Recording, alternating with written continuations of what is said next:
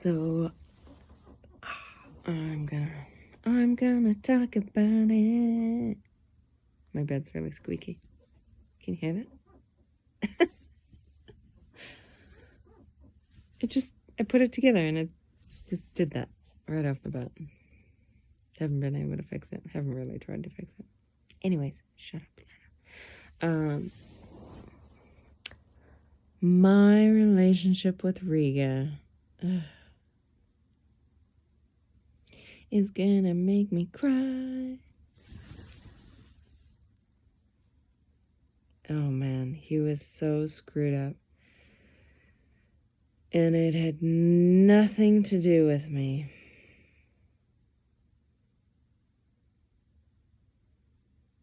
But it had a huge effect on me.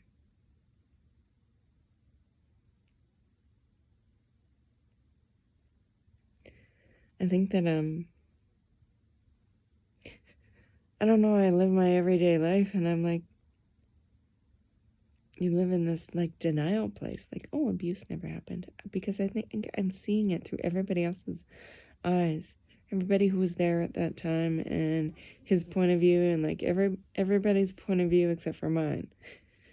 And, I've never really claimed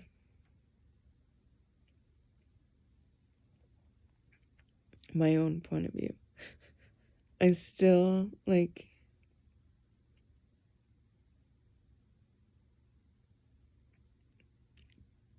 when I can try to explain it to people, I have to explain it so many times. It's just so obvious to me that, like, people really don't, my therapist, I have to keep telling her, like, I would have rather he hit me. There was one time when I was finally back in my country and it was a huge fight and he was screaming right in front of my face and I didn't push him, but I think I bit lightly and my mom was there and she got in between us because I was so fucking done with the way I was being treated and I just wanted it to be over and I just knew that if he hit me, people would finally believe it. It's like, you can take all this mental abuse and, like, nobody sees it. And I kind of get it because, like, actually, I feel like I was there when other people were doing that to other people and I didn't get it either. But I was just dying for somebody to, like, make him stop, to say something, to defend me. And it just happened time and time again and nobody did, and you start to doubt yourself, feel like you're going crazy, and, like, he's feeding me this storyline that is so, like, gaslighting everything I'm feeling. And I just didn't even realize that my self-esteem was wearing away. Didn't even see it. I was in a foreign country. Everything was foreign anyway. I didn't have a lot of insight into my emotions.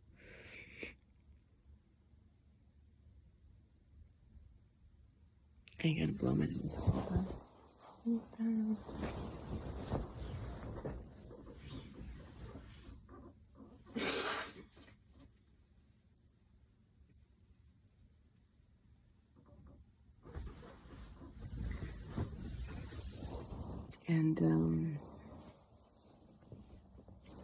And the thing is, emotional abuse isn't constant. You go from those moments and those, like, crazy making, and then it'll just like that. You kind of go back to, like, being, like, best friends. He was, like, my best friend. And laughing and joking and, like, because I was in a foreign country and I was, like, with him, like, almost 24 hours a day. Like, we just knew each other so well and we had talked so much and, like, really opened up. Really, like, people don't understand, like, emotional abuse really fucks you over because of, like, that grooming process and the beginning when the the trust is laid and you don't have good boundaries.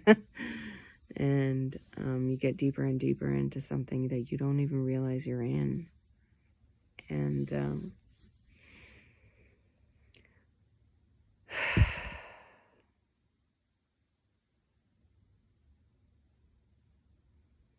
and I think on some level, I still live there in this like denial place where, I don't know, I just can tell by the questions that people ask, they don't quite get it. And I'm just like, it's almost like I have to convince people it was abuse. Because and I'm like, okay, I have to tell myself it's not about me. It's not that they don't believe me. Like, our culture doesn't understand emotional abuse. Like, a lot of communication, acceptable communication really is emotional abuse in many ways in our culture. And that's why it's hard to, I think, identify an emotionally abusive relationship. And also you would see on the outside, you would see he and I getting along like a lot of the times, except when it was horrible.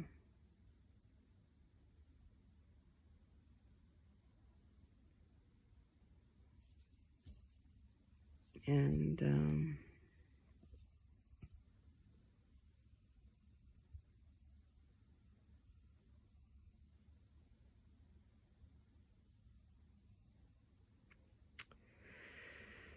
yeah, and I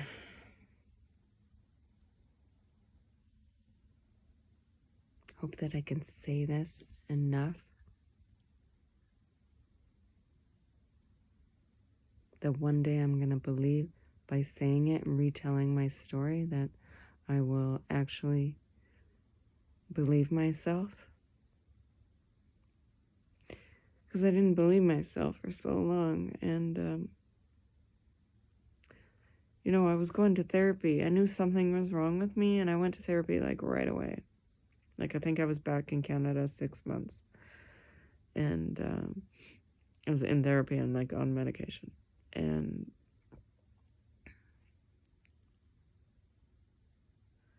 But that doesn't mean people would bring it up and I would be like, nope, I don't want to talk about him and I don't want to talk about that time. I remember thinking, like, what use is that going to do me? Like, what's that going to do me? I want to talk about the issues I'm having right now. So I wanted to talk about my anxiety and like why I was in a relationship with a woman and like all these other things that until I had one therapist that I actually went to social work school with. And I think that was, I was mortified when I shook his hand and realized, oh my God, I know you. And then it actually really worked in my benefit. He was the first one that I think because we knew each other, honestly. And he knew the healthy version of me. And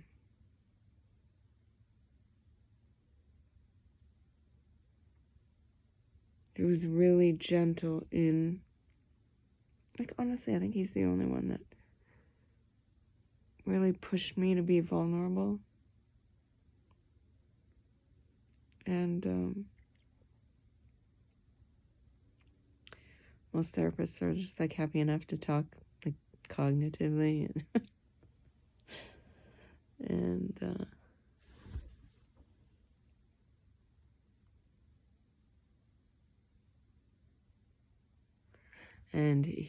it was 8 years, I remember, because every year that passed by I was just like what is happening with me? Why haven't I gone back to normal? I was so confused. I was really so confused. And I was so confused when I was dating that woman, despite the fact that I had maybe a year before basically kind of figured it out, like, oh, I'm not actually bisexual, because I used to identify as bisexual in my early 20s. And I was like, oh, I'm not. But I think that toxic, abusive relationship just screwed me over my confidence so much. And then I was really lonely and just kind of by accident ended up in this relationship with a woman. And I was like, well, I'm sleeping with her, so I must be bisexual. And it was actually really confusing. But with this one therapist, he was the first one that,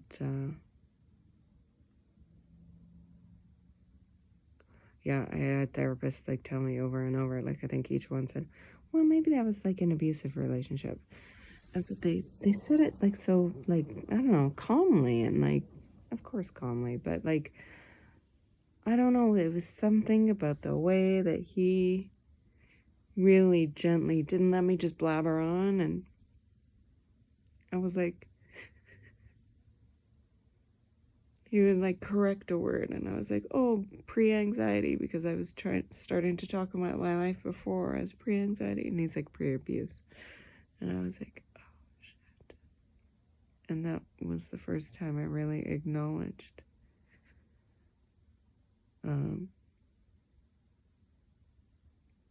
that it was abuse.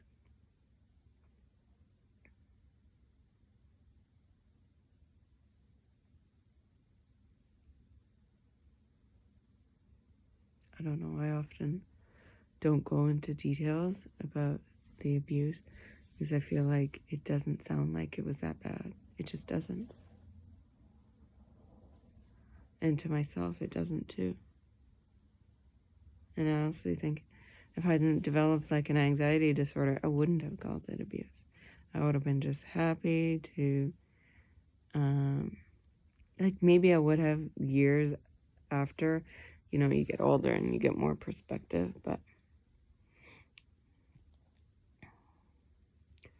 boy, I was sure happy to not talk about that. I think it just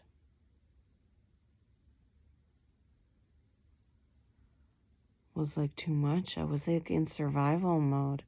I was so trying to figure out what the hell was wrong with me that it just, and I've just never been good at emotions, and like this, I only talk this way because I'm talking to myself basically.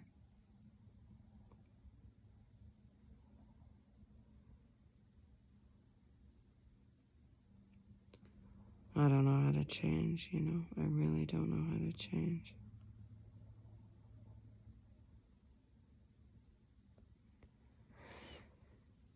Anyways, I guess that's enough for tonight. I hope everybody's surviving or thriving or a combination of the two. Anyways, peace out.